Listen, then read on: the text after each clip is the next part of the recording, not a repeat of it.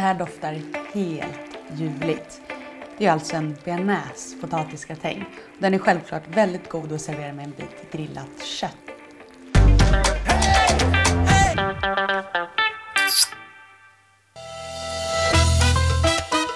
När jag gör potatisgratäng då använder jag alltid mjölig potatis. För då är man säker på att man får en krämig gratäng. Väldigt ogenomtänkt av mig att skala rakt ner på de andra potatisarna. Det är nu det roliga börjar. Jag har ju tagit min favoriträtt, potatisgratäng, och korsat den med min andra favorit, nämligen bearnaisesås. Och då måste man ju då tänka, vilka grejer är det i bearnaisesås som gör att det smakar just bearnaisesås? Och de grejerna ska vi få ner i potatisgratängen. Och då har vi dragon. Och dragon behöver man verkligen inte vara rädd för att ha i för mycket av.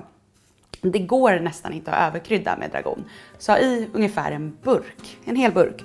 Och anledningen till att jag säger burk är just för att jag köper en torkad. För dragon den vinner liksom ingenting på att vara färsk. Så därför tar vi torkad dragon.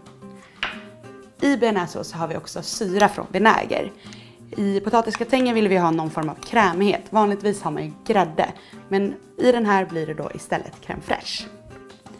Jag använder väldigt sällan lightprodukter, så jag har full fet crème fraîche på 34%, men det kan bli lite väl mastigt att ha bara det. Så jag blandar den med vatten, och potatisen är ju mjölig så där blir det ett naturligt förtjockningsmedel. I min bearnaisesås så har jag också vitpeppar, därför åker lite vitpeppar ner i gratängen.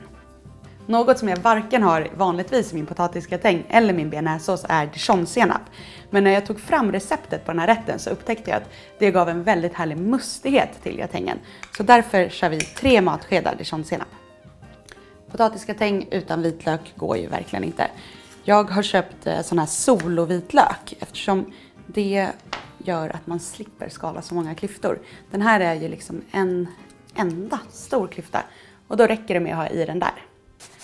Jag river oftast vitlök istället för att pressa den. Och det är av den enkla anledningen att rivjärnet är lättare att diska än vitlökspressen. Salt har jag i, inte bara för smaken, utan potatis behöver salt för konsistensens skull. Skulle jag glömma saltet, då skulle det bli potatismos av alltihopa för att den blir liksom gojsig. Och så blir det också om man kokar potatis utan salt. Allt är blandat så jag häller det över potatisen och så in i ugnen. Det vore ju en smärre katastrof om man fick en bit där det liksom inte var någon smak.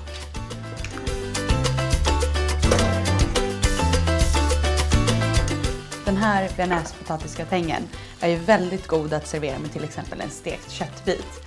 Men jag behöver ingenting mer än bara det här för att bli lycklig. Det här doftar helt ljuvligt. Nu ska jag bara ta en bild, sen är det dags att äta. Den här bilden hittar ni på min Instagram. Receptet ligger på jessicafrey.se.